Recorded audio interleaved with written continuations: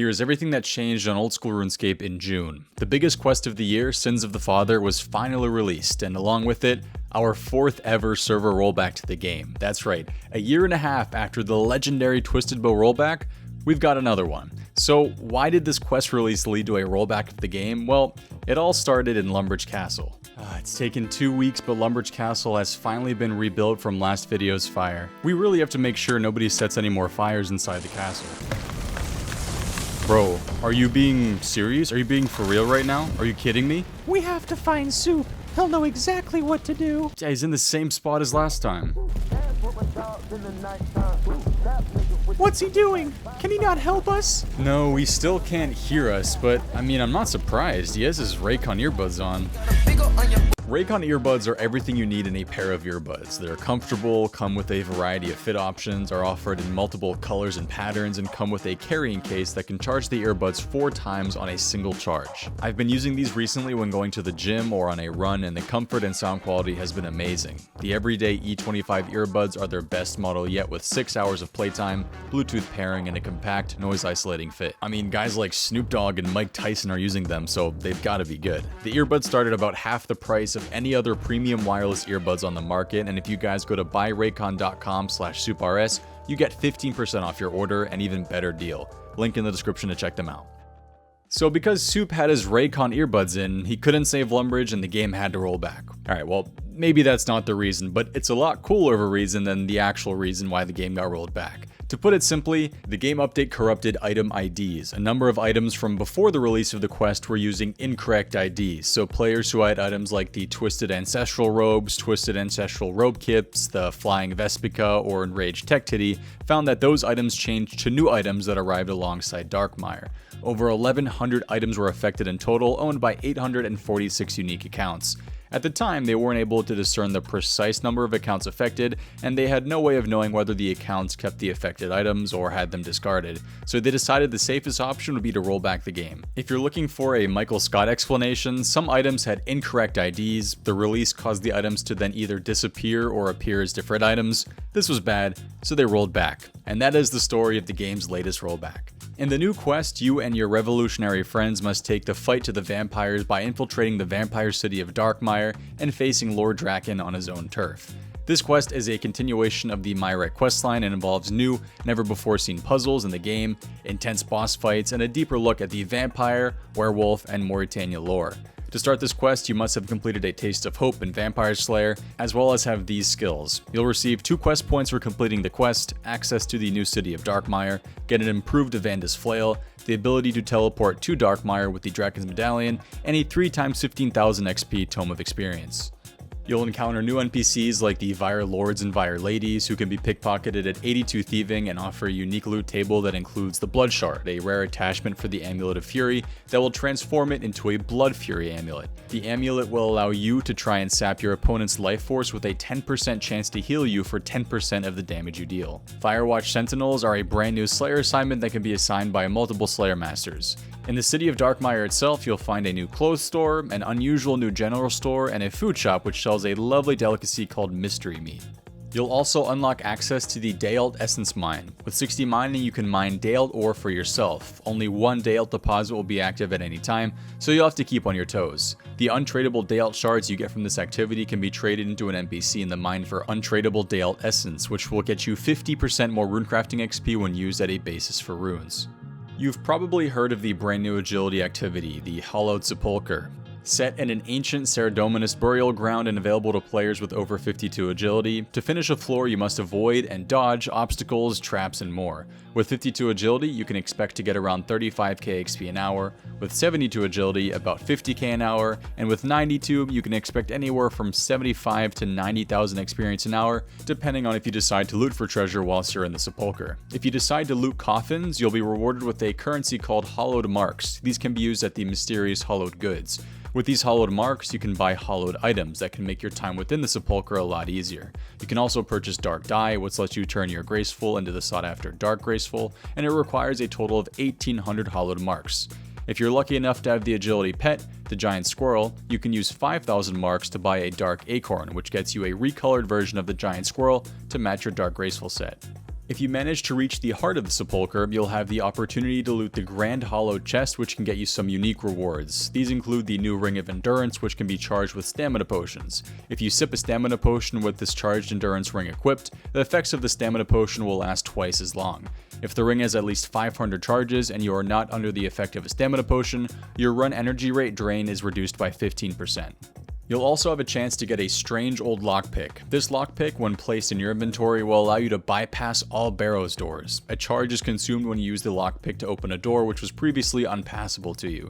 Once a charge has been lost, it becomes untradeable. In addition, it will speed up looting coffins in the Hallowed Sepulcher and lower the chance of triggering the trap without using any charges. This was the biggest update of the summer and has brought quite a bit of new content to the game. If you'd like more information on everything, including some of the behind the scenes details from the JMods, make sure to check out the description for links. A brand new Gielinor Gazette was released that offers updates to the new Leaks project, which has officially started development, updates to adventure paths, the new clan system, group Ironman, a kingdom divided, updates to PvP and PvM achievements, account security and login issues, high scores problems, and of course, Soul Wars. The new clan system will allow clan leaders to enable up to 15 ranks. The usual military titles are offered along with various other tier systems that relate to RuneScape medals and gems, color codes, and much more. You'll also be able to customize what actions each rank is permitted to take. This is just a small look at the clan system update, as they have a lot more to work on and plan on releasing more information in the near future. PvP has a massive post about all the potential changes that could be coming to the wilderness, including the addition of a brand new wilderness hub called the Fearox Enclave. Clan Wars and Last Man Standing could potentially move to the wilderness bosses may be redesigned, and overall, while it would not be an overhaul of PvP, it would definitely be a breath of fresh air, but that of course depends on the player. And now, to an update that I'm sure many of you will have something to say about, the new death mechanics. When you die outside of PvP, your 3 most valuable items will remain in your inventory when you respawn. The rest will be dropped near where you died, and the location will be marked with a gravestone. To get your items back, you can return to the gravestone and click on it. However, your gravestone will only be there for 15 minutes before it disappears, and all of your items get sent to Death's office. A timer will appear on screen to let you know how long your grave will remain accessible. The timer will pause if you become inactive or if you log out, so those with poor internet connections won't be punished if you happen to drop offline. Your grave will give you some comet items for free, but more valuable items will cost you. Fees start at 1000 GP for an item worth 100,000 GP, rising to 100,000 GP for items worth 10 million or above. Iron players will get a 50% discount, since it's much harder for them to obtain cash quickly. Should you forget the money or simply not want to risk it on the way there, the grave can use its mystical powers to take the fees straight from your bank. The items kept on death screen has been updated to show you exactly what you're risking and what gravestone fees to expect. Items which require charges to use, such as the toxic blowpipe, will convert to their uncharged, tradable version upon death. Outside of PvP, they'll go to your gravestone. You'll also get any leftover charges back. In the toxic blowpipe example, this would be an amount of Zulrah scales equivalent to the charges remaining. Some items, such as the fire cape, will break on death and must be repaired. How this works depends on where you are in the game and how you died. If you're unlucky enough to die a second time on the way back to your grave, any items you drop will usually be put in the same grave, and its timer will reset. Food and potions will not go to the grave and will automatically be dropped on the ground under it, so it's still possible to make a supply pile. They'll stay on the ground for an hour, minus any time that is already ticked down from the gravestone. If you don't get back to your gravestone in time, it will collapse and anything left in it will be sent to Death's office. Your items will never disappear from Death's office, however, you'll have to pay more to get your items back. Items valued at under 100,000 GP are returned for free, but anything more will cost you 5% of its current grand exchange value. Again, Iron players will get a 50% discount. You can find an entrance to Death's office near all major respawn points. Now, here's the interesting part. Suppose for a moment that you didn't have the cash on hand to pay for the gravestone fees or retrieve your items from Death's office.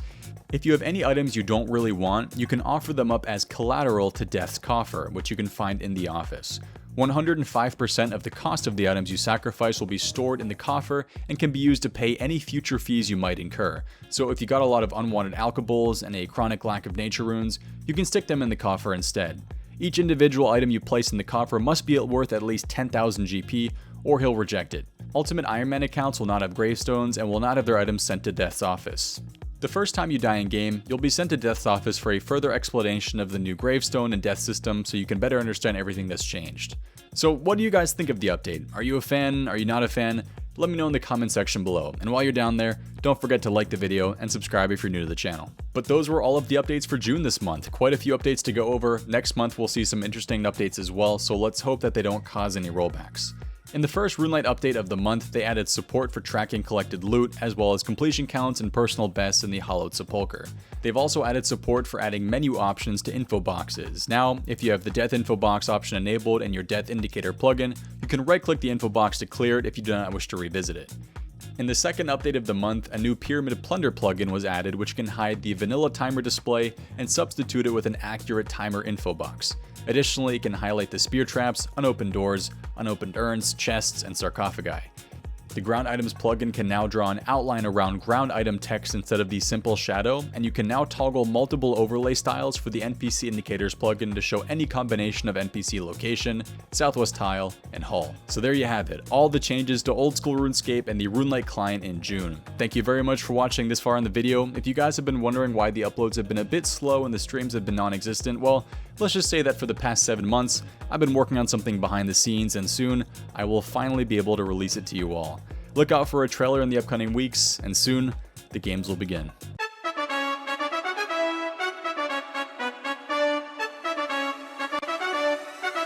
Wow.